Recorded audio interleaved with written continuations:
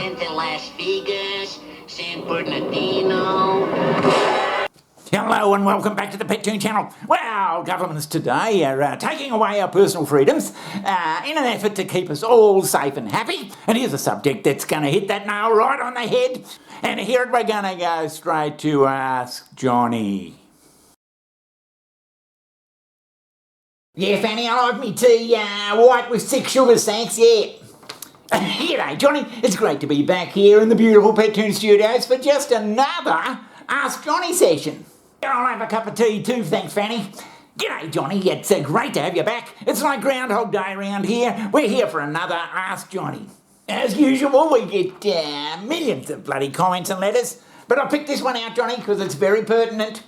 It's from Clem in Mexico. G'day, Mexico. The Pet Toon channel is huge in Mexico. Millions of followers over there. And Clem goes on to say, Johnny, I have heard disturbing news that visitors to China have been tested for COVID by way of anal swab. Is this still happening, Johnny? I plan to visit China as soon as possible for a well-earned holiday. I cannot get any details from the Chinese authorities. Please help me, Johnny. That's from Clem in Mexico. Thanks, Clem. Well, Johnny, what do you think about anal swabbing? Yeah, I'm not sure we want to get into this in 2021. Now irking foreign visitors with its anal swab test for COVID-19. The checks, as offensive and indignified as they sound, are required at Beijing, Shanghai, and the port city of Qingdao for some international arrivals. So when China rolled out the anal swab test this year, the justification was that additional tests can pick up infections that other tests miss. Oh my God! Oh yeah, it's gone all around the world, Johnny. No one wants something shoved up their clacker. There's even a film here for people who are deaf.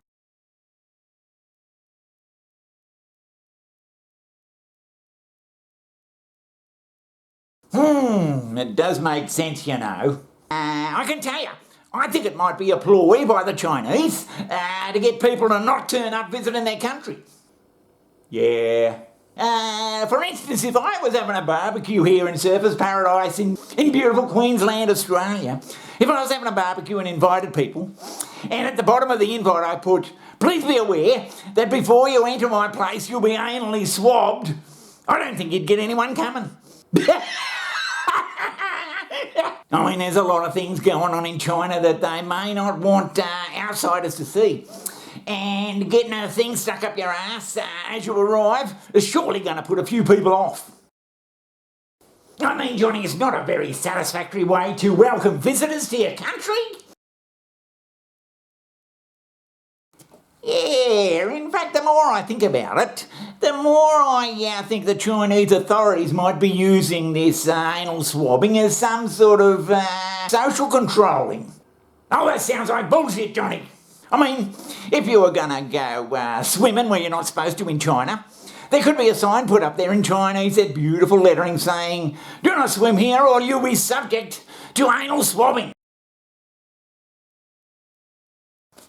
Or anyone thinking about democracy, yeah, they'll be subject to rough, yeah, rectal swabbing twice a day for 3 months. The anal swab tests for high-risk patients of COVID-19 in China.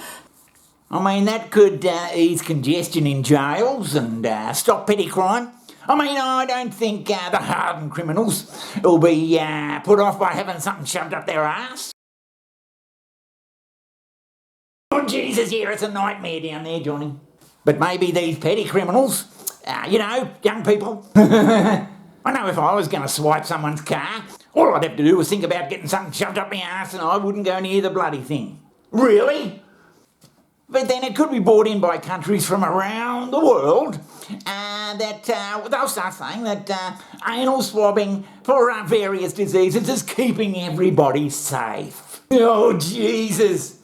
Yeah, I can see it taking place with protests. Those pesky protesters, we could send out some literature telling them that if they're going to protest about the school fees are too high or something, or garbage trucks aren't doing their job, if they're going to protest about that, they must be warned that they'll be anally swabbed before and after the protests.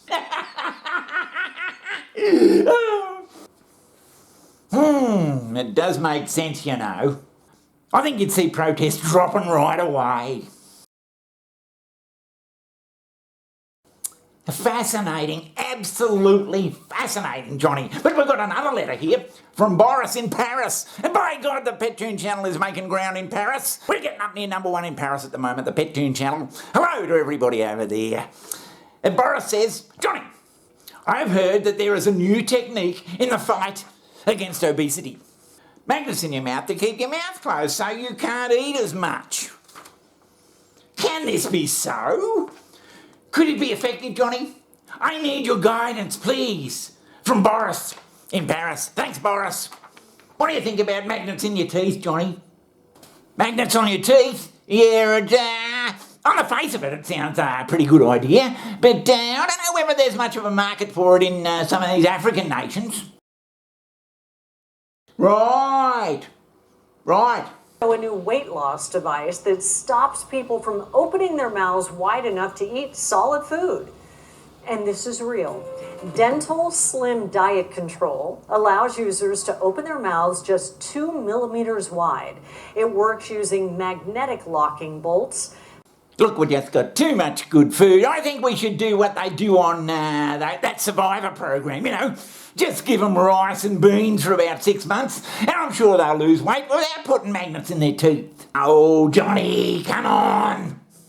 In fact, I think the governments of the world are all just trying to keep us safe. I think they should mandate that it's compulsory that farms and food producers only produce rice and potatoes. Oh my God! And all the other food that we've got in storage now that puts on weight should all be sent to African countries so they can catch up a bit. It does make sense, you know. And if that's all it's produced, then I see the problem of obesity just drifting away. Yeah, supposedly your mouth's only able to open a couple of millimetres, but I reckon I know a few people that'd be able to stuff some chocolates and donuts in that few millimetres easily.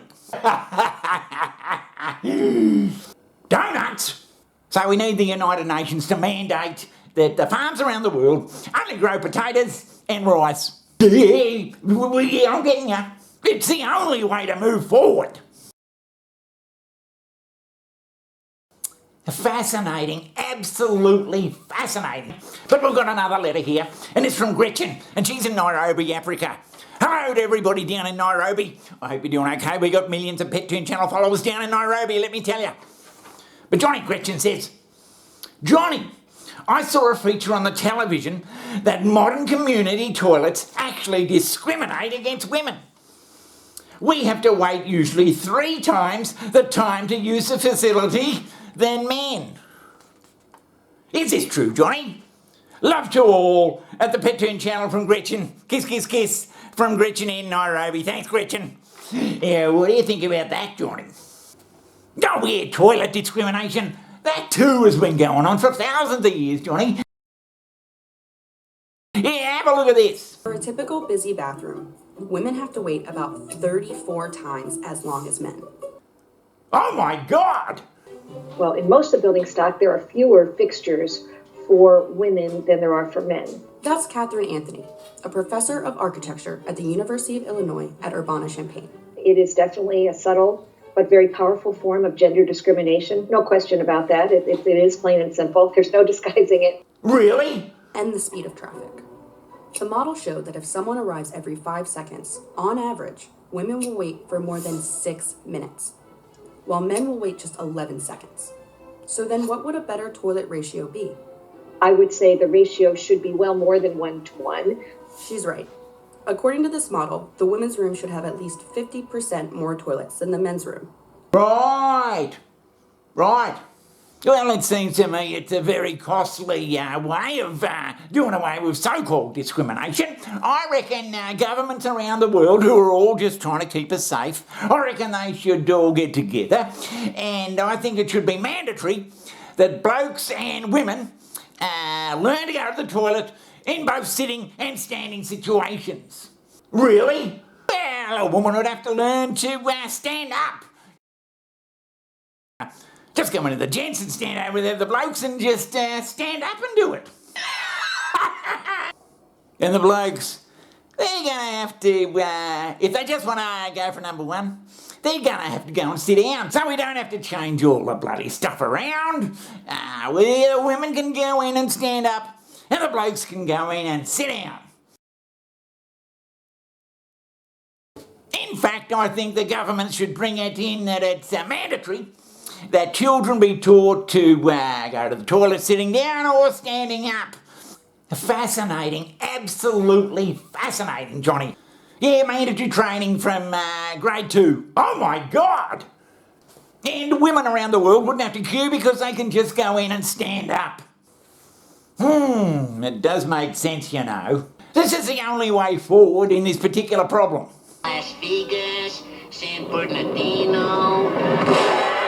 Yeah, well, the Pettoon Channel doesn't shy away from hard-hitting issues, and the subjects discussed today are about as hard-hitting as you can get.